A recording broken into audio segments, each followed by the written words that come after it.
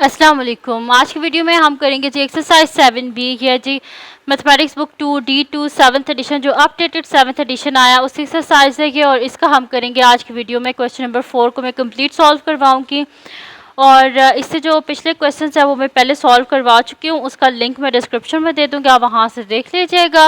और अगर अभी तक आपने मेरा चैनल सब्सक्राइब नहीं किया तो उसको सब्सक्राइब कर दीजिए और बेल आइकन को लास्ट में प्रेस कर दीजिएगा ताकि आपको न्यू आने वाली वीडियोज़ के बारे में पता चल सके। तो स्टार्ट करते हैं जी। क्वेश्चन नंबर 4 हमारे पास है factorise each of the following expressions completely. हमने इन एक्सप्रेशन को कम्प्लीटली सॉल्व करना है। तो अब यहाँ पे हमारे पास क्या है, ये जो गिवन एक्सप्रेशन है, सबसे पहले जब भी आपके पास आएगा ये फैक्टराइजेशन वाले आपके पास क्वेश्चंस आएंगे तो सबसे पहले आपने देखना है कि आपके पास जो गिवन एक्सप्रेशन है क्या इसमें कुछ कॉमन आता है। अगर तो इसमें कुछ कॉमन आता है तो सबसे पहले आपने वो नंबर जो है उसको क्या करना है, कॉमन लेना है। लेकिन ये जो गिवन एक्सप्रेशन है इसमें कुछ भी कॉमन नहीं आता। जब कुछ भी कॉमन नहीं आता तो आपने फिर क्या करना है, फर्स्ट और लास्ट टर्म को आपस में मल्टीप्लाई करना है। तो 8a² मेरे पास आ रहा है, ठीक है। अब दो नंबर्स ऐसे ढूंढने हैं कि जिनको मल्टीप्लाई करें तो हमारे पास 8a² आए और ऐड या सब्ट्रैक्ट करें तो हमारे पास क्या आना चाहिए, 9a।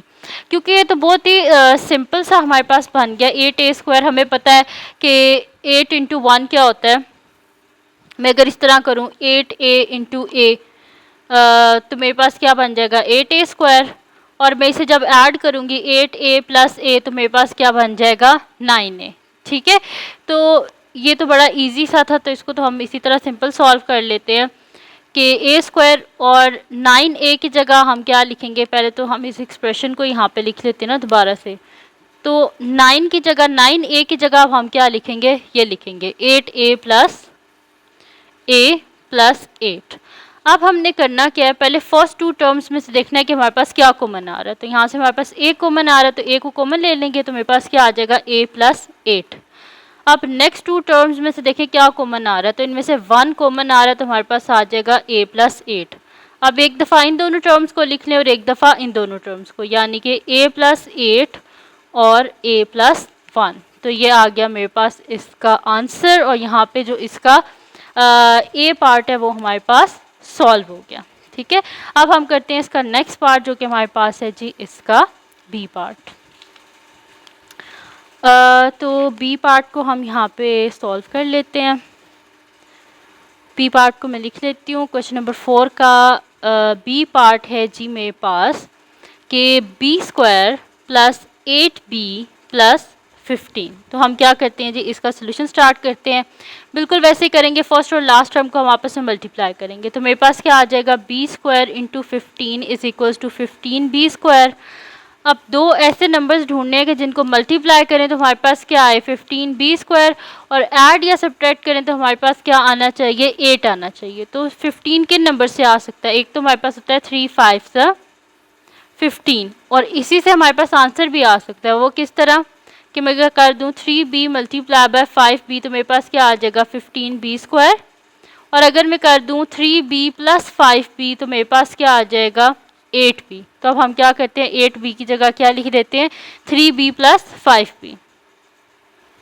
तो b² + 8b + 15, तो मैं यहाँ पे लिख देती हूँ b² + 3b + 5b + 15। अब फर्स्ट टू टर्म्स में से क्या कॉमन आ रहा है मेरे पास, b, तो मैं b को कॉमन ले लेती हूँ। मेरे पास क्या आ जाएगा, b + 3। नेक्स्ट टू टर्म्स में से क्या कॉमन आ रहा है, 5, तो अंदर आ जाएगा b + 5 3 = 15। अब एक दफ़ा इन दोनों टर्म्स को लिख लें और एक दफ़ा इन दोनों टर्म्स को, तो मेरे पास हो जाएगा b + 3 और b + 5। ये आ गया मेरे पास इसका आंसर, और यहाँ पे हमारे पास क्या हो गया, इसका बी पार्ट भी सॉल्व हो गया। अब हम करते हैं इसका नेक्स्ट पार्ट जो कि मेरे पास है जी सी पार्ट। सी पार्ट है जी मेरे पास के c² - 9c + 20।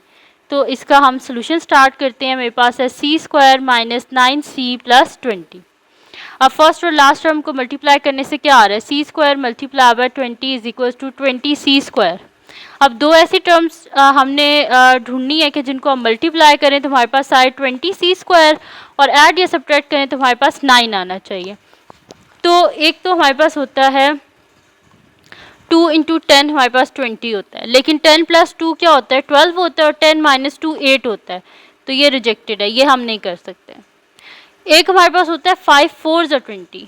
5 into 4 is equals to 20। ये ठीक है, वो किस वजह से, क्योंकि 5c प्लस 4c मेरे पास क्या आएगा 9c, क्योंकि इसके साथ माइनस साइन है तो मैं इसको ऐसे भी लिख सकती हूँ minus 5c minus 4c is equals to minus 9c। तो अब हम माइनस 9c की जगह क्या लिख देते हैं माइनस 5c माइनस 4c। तो मेरे पास हो जाएगा c square minus 5c minus 4c plus 20। अब फर्स्ट टू टर्म्स में से क्या कॉमन आ रहा है c, तो c को कॉमन ले लेते हैं। मेरे पास पीछे क्या बच जाएगा c minus 5। Next two terms में से साइन यही रखना है। नेक्स्ट टू टर्म्स में से क्या कॉमन आ रहा है 4, तो अंदर क्या आ जाएगा c और माइनस साइन क्योंकि बाहर कॉमन लिया इसमें से अंदर साइन चेंज हो जाएगा, माइनस हो जाएगा और 4 5 20। ठीक है, अब एक दफ़ा इन दोनों टर्म्स को लिख देंगे और एक दफ़ा इन दोनों टर्म्स को, यानी कि c माइनस 5 और c माइनस 4 हमारे पास आ गया इसका आंसर। और यहाँ पे हमारे पास सॉल्व हो गया इसका c पार्ट भी सॉल्व हो गया। अब हम करते हैं इसका नेक्स्ट पार्ट जो कि हमारे पास है जी इसका d पार्ट। d पार्ट है जी हमारे पास के d square minus 16d plus 28। तो हम इसका सोल्यूशन स्टार्ट करते हैं। अब मेरे पास क्या है d स्क्वायर को जब मैं मल्टीप्लाई कर रही हूँ 28 से तो मेरे पास क्या आ रहा है 28d स्क्वायर। अब दो ऐसी वैल्यूज़ को हमने फाइंड आउट करना है कि जिनको हम मल्टीप्लाई करें तो हमारे पास 28 आए, और जब हम उसे ऐड या सब्ट्रैक्ट करें तो हमारे पास क्या आना चाहिए माइनस 16। ठीक है, तो अब यहाँ पे हम देख लेते हैं कि हमारे पास किस किस टेबल में जो है वो 28 आता है। ठीक है, एक तो हमारे पास होता है कि 7 4 से क्या होता है हमारे पास 7 4 से 28 होता है, लेकिन 7 प्लस 4 क्या होता है हमारे पास 11। ठीक है, और 7 माइनस 4 क्या होता है 3, यानी कि ये नहीं हम यूज़ कर सकते। उसके अलावा क्या हमारे पास 28 आता है, उसके बाद हमारे पास होता है 14 2 ज़ा 28, 14 इंटू 2 इज इक्वल्स टू क्या होता है 28। ये सही है, वो किस वजह से, क्योंकि अगर मैं ले लूँ माइनस 14d और माइनस 2d, ठीक है, तो मेरे पास क्या आ जाएगा माइनस माइनस प्लस, लेकिन बड़ी वैल्यू के साथ माइनस, और जैसे माइनस आ जाएगा और 14 प्लस 2 क्या हो जाएगा 16d। और मैं अगर इन दोनों को मल्टीप्लाई करूँ minus 14d multiply by minus 2d, तो माइनस माइनस क्या होता है प्लस, 14 2 ज़ा 28 और d इंटू डी क्या हो जाएगा d स्क्वायर। ठीक है, समझ आ गया आपको। तो फिर मैं यहाँ पे माइनस 16d की जगह क्या लिख दूँगी, ये लिख दूँगी माइनस 14d माइनस 2d। तो मैं यहाँ पे लिख देती हूँ फिर कि d square minus 14d minus 2d plus 28। अब फर्स्ट टू टर्म्स में से हमारे पास क्या कॉमन आ रहा है, d कॉमन आ रहा है, तो हम ले लेंगे d minus 14 minus sign as it is. Next two terms में से क्या कॉमन आ रहा है 2d बाय 2 कॉमन ले लिया जैसे अंदर d आ जाएगा, माइनस साइन बाय कॉमन लिया जैसे अंदर साइन चेंज माइनस हो जाएगा, और 2 14 का क्या होता है 28। अब एक दफ़ा इन दोनों को लिख लेंगे और एक दफ़ा इन दोनों को, यानी कि d माइनस 14 और d माइनस 2 हमारे पास आ गया इसका आंसर। ठीक है, यहाँ पे हमने इसका d पार्ट जो है उसको भी सॉल्व कर लिया। अब हम चलते हैं इसके नेक्स्ट पार्ट की तरफ जो कि हमारे पास है जी इसका e पार्ट। ठीक है, तो मैं यहाँ पे लिख लेती हूँ e पार्ट जो है वो मेरे पास है f square plus 6f minus 16। ठीक है जी, ये है जी मेरे पास इसका जो है ई पार्ट है। ठीक है, तो यहाँ पर फिर मैं कर देती हूँ, तो यहाँ पे हम कर लेते हैं इसका सोल्यूशन। मेरे पास है जी F square plus 6f minus 16। ठीक है जी, अब यहाँ पे मेरे पास क्या फर्स्ट और लास्ट को मल्टीप्लाई करने से क्या आ रहा है F square multiply by minus 16, तो मेरे पास क्या आ रहा है ये माइनस 16 एफ़ स्क्वायर। 16 किसके टेबल में आता है 8 2 ज़ा 16 होता है ना हमारे पास। तो अगर मैं इसको इस तरह कर दूं कि प्लस है ना यहाँ पे, तो हम कर दें अगर इसे 8f माइनस 2f, तो मेरे पास क्या आ जाएगा 6f आ जाएगा, और 8f multiply by minus 2f, तो प्लस माइनस माइनस 8 2 ज़ा 16 f इंटू एफ स्क्वायर। ठीक है, यानी कि इसने इसे सेटिस्फाई कर दिया ना, तो फिर हम क्या लिखेंगे 6f की जगह 8f माइनस 2f। तो F square plus 8f minus 2f is equals to 16।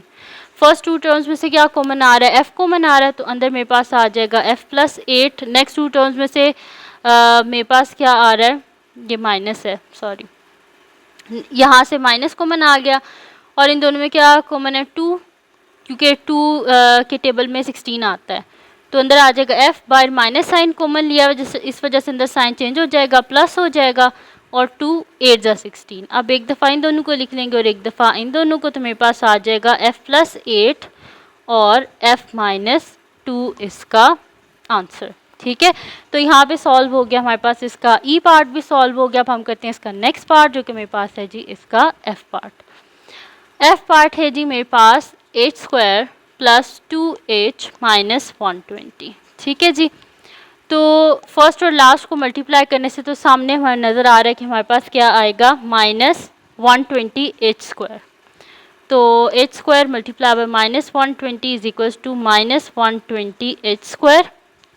अच्छा, अब दो नंबर्स ऐसे ढूंढने के जिनको हम मल्टीप्लाई करें तो हमारे पास माइनस 120 एच स्क्वायर आए, और ऐड या सब्ट्रैक्ट करें तो हमारे पास क्या आना चाहिए, 2h आना चाहिए। तो इसके देखें इजी से हैं, 120 है, तो अगर हम 12 को 10 से मल्टीप्लाई कर दें, देखें अगर मैं इसको इस तरह कर दूं 12 और माइनस 120 है ना, तो अगर मैं इसको कर दूं 12h multiply by minus 10h, तो plus minus minus 12 into 10 120, h into h h square, और अगर मैं कर दूं 12h माइनस 10h, तो मेरे पास क्या आ जाएगा, 2h। अब इसकी जगह हम क्या लिख देते हैं, 2h की जगह लिख देते हैं 12h माइनस 10h। ठीक है, तो इसका सोल्यूशन स्टार्ट करते हैं। मेरे पास है जी h square plus 2h minus 120, तो मेरे पास हो जाएगा h square plus 12h minus 10h minus 120। First two में से क्या कॉमन आ रहा है, h कॉमन आ रहा है, तो अंदर क्या आ जाएगा h प्लस 12। नेक्स्ट टू में से एक तो ये माइनस साइन, जो साइन होगा वही आएगा। ठीक है, तो माइनस साइन आ गया, और क्या यहाँ से कॉमन आ रहा है, 10 कॉमन आ रहा है, तो अंदर क्या आ जाएगा h बाय माइनस साइन, जैसे अंदर साइन चेंज प्लस हो जाएगा, और 10 12 का क्या होता है 120। इस वजह से एक दफ़ा इन दोनों को लिख देंगे, एक दफ़ा इन दोनों को, तो मेरे पास आ जाएगा h प्लस 12 और h माइनस 10 इसका आंसर। ठीक है, तो यहाँ पे हमारे पास सॉल्व हो गया है जी इसका f पार्ट भी सॉल्व हो गया। अब हम करते हैं इसका नेक्स्ट पार्ट, जो कि मेरे पास है g part.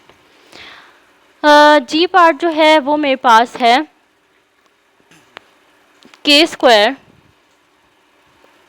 Minus 4k minus 12। तो हम इसका सोल्यूशन स्टार्ट करते हैं। मेरे पास है k square minus 4k minus 12 है मेरे पास। तो यहाँ पे फर्स्ट और लास्ट को मल्टीप्लाई करने से मेरे पास क्या आ रहा है, फर्स्ट और लास्ट को मल्टीप्लाई करने से मेरे पास 12, ये देखें फर्स्ट और लास्ट को मल्टीप्लाई करने से मेरे पास क्या आ रहा है, 12k स्क्वायर आ रहा है।